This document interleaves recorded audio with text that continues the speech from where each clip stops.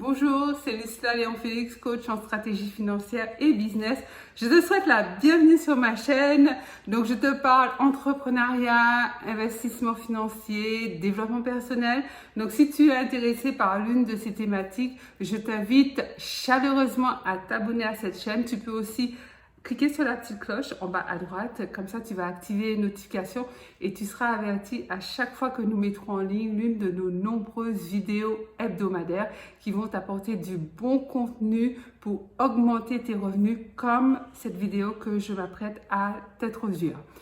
Deuxième chose, va en barre de description, tu verras un lien, tu cliques dessus. Il s'agit d'un petit questionnaire très rapide à remplir et en cadeau, je t'offre une demi-heure de coaching gratuit, oui, gratuit, pour mettre en place avec toi ta stratégie, tes premiers objectifs pour faire décoller tes revenus et augmenter ton capital.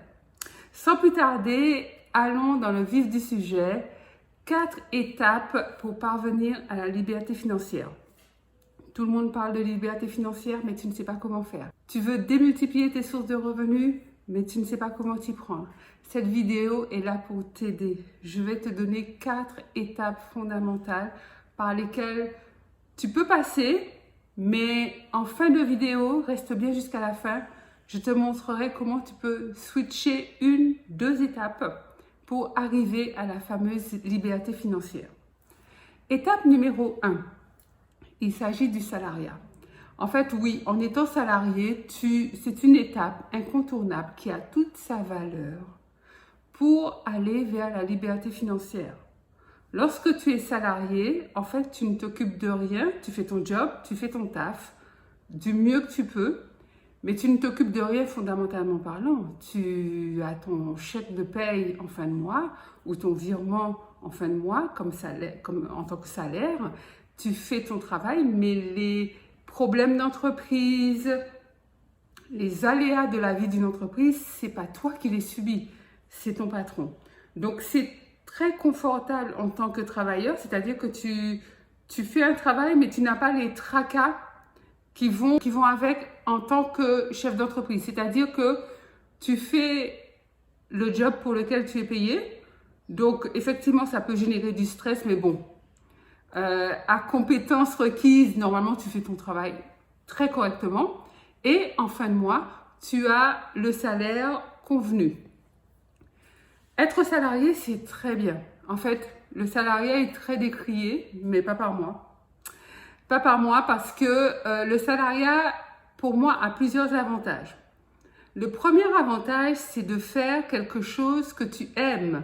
Alors, ce n'est pas tout le temps le cas, mais dans la mesure du possible, tant qu'à être salarié, autant faire quelque chose qu'on aime. C'est-à-dire que tu vas travailler pour un patron, soit tu échanges ton temps contre de l'argent, soit, mais au moins, fais quelque chose que tu aimes. Je veux dire, ne reste pas dans un emploi de salarié à te morfondre parce que, en fait, tu n'aimes absolument pas ça.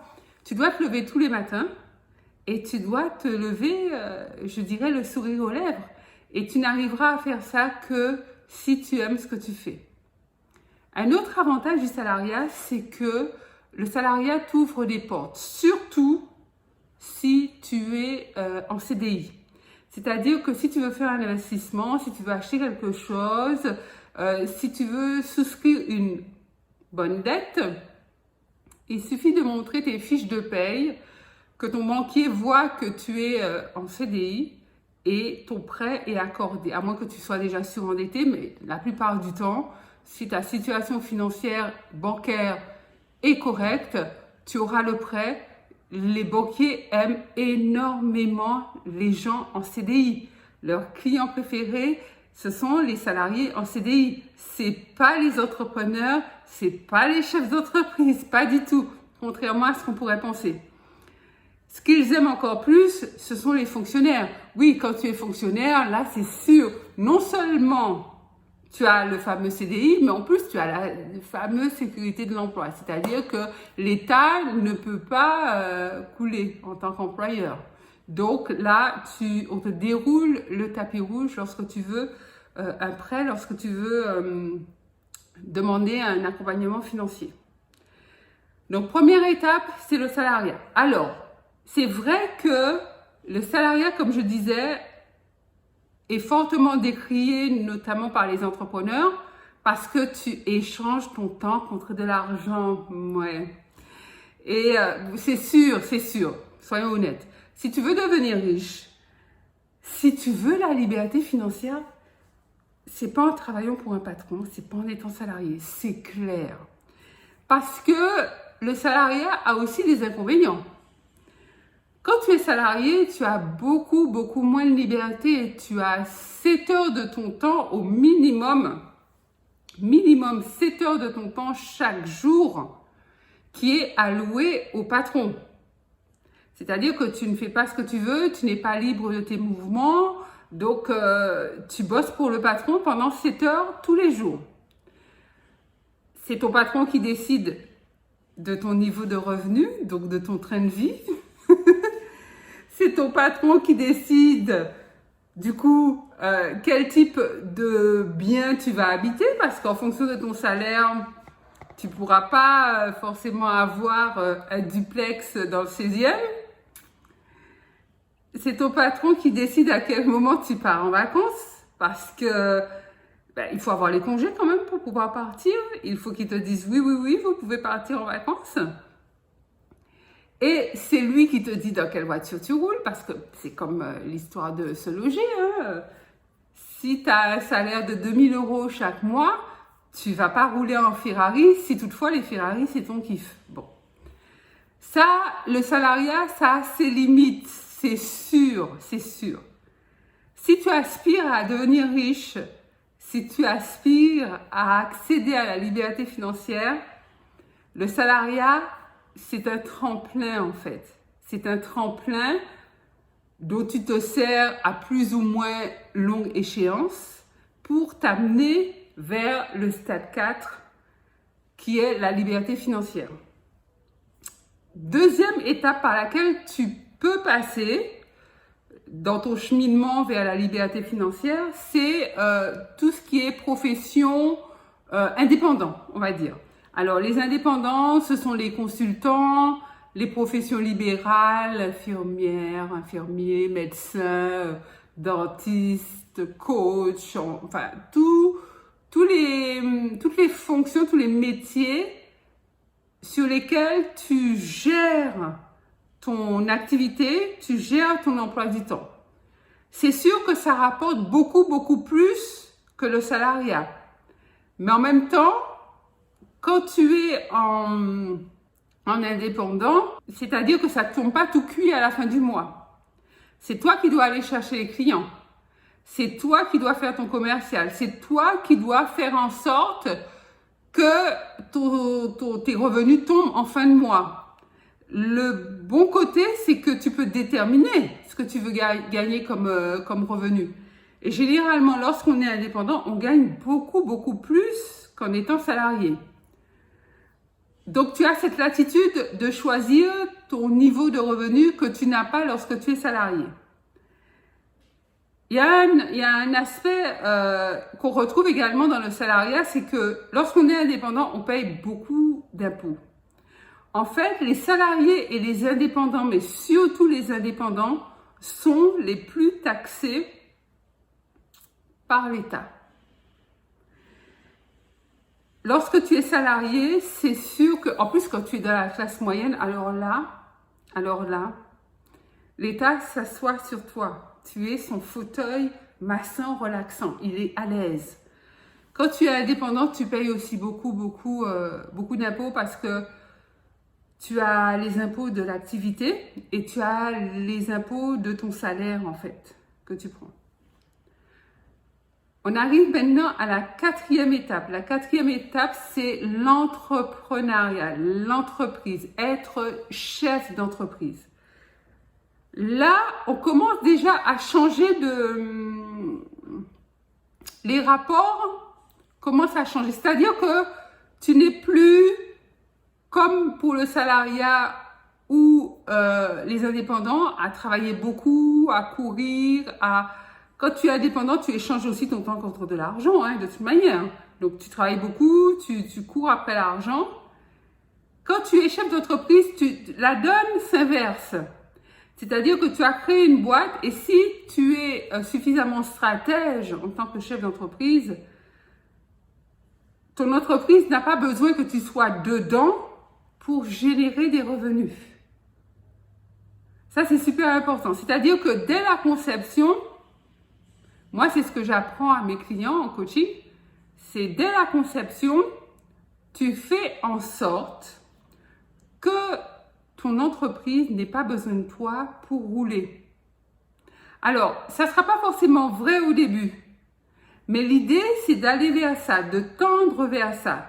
Parce que, si tu veux, à un moment donné, tu voudras peut-être partir 6 mois en vacances, 6 mois sur un yacht ou déménager, partir, vivre, je sais pas moi, en Australie, aux États-Unis, enfin, peu importe. Et ton entreprise pourra tourner malgré le fait que tu ne sois pas dedans. Si tu t'y es bien pris, si les systèmes sont mis en place, si certains fonctionnements sont automatisés, si certains process sont automatisés et si tu as mis en place les bons salariés, si tu as mis en place les bons collaborateurs. Ça, tu pourras le faire. Autre avantage d'être chef d'entreprise, c'est qu'en fait, tu bénéficies en nature des avantages de ta société. C'est-à-dire que par exemple, si toutefois tu décides de t'acheter une Ferrari, alors j'aime pas forcément les Ferrari, mais c'est vraiment comme si c'est des voitures qui coûtent cher, donc l'exemple est frappant. Si tu décides par exemple de t'acheter une Ferrari, tu vas pas te l'acheter toi en nom propre, tu n'auras pas les finances et tu cherches même pas, même si tu as les finances, tu vas pas mettre tout ton capital pour aller acheter une Ferrari. Par contre, si ton entreprise génère de belles marges, de beaux bénéfices, des bénéfices conséquents, tu peux décider en tant que chef d'entreprise d'acheter une Ferrari au nom de ton entreprise. Je dis une Ferrari, mais ça peut être un appartement à Paris, ça peut être une villa à Dubaï, mais au nom de l'entreprise. Et qui est-ce qui y vit ou qui est-ce qui y va en vacances? Ben, c'est toi en tant que chef d'entreprise. D'autre part, en tant que chef d'entreprise, tu n'es pas obligé de te verser de salaire. Tu vas me dire, comment ça? Et je vis comment? En fait, parce que si tu te verses un salaire, tu retournes en phase 1 au niveau de la taxation. Parce que quand tu regardes les salariés, il y a des salariés de tout niveau. Tu as les salariés qui touchent le SMIC ou un peu plus du SMIC. Tu as des salariés qui touchent 5 000 euros, 10 000 euros. Si tu es, par exemple, PDG ou cadre dirigeant d'une grosse boîte, si tu es décisionnaire dans une entreprise du CAC 40, je veux dire, tu as la belle vie, mais tu es quand même salarié. Tu es quand même salarié et tu payes beaucoup d'impôts en tant que salarié. Donc l'idée, quand tu es chef d'entreprise, c'est pas de te replonger dans la situation où tu vas payer beaucoup d'impôts parce que tu as un salaire. Donc c'est de prendre le moins de salaire possible et d'avoir des dividendes. Parce que les dividendes sont très très peu taxés. Tu prends une fois par an.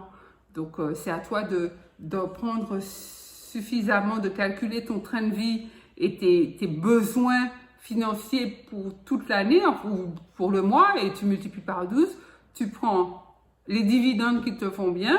L'État va se servir au passage, mais se servir bien plus faiblement que les impôts sur le revenu où on peut facilement exploser lorsqu'on est dans des tranches hautes d'imposition.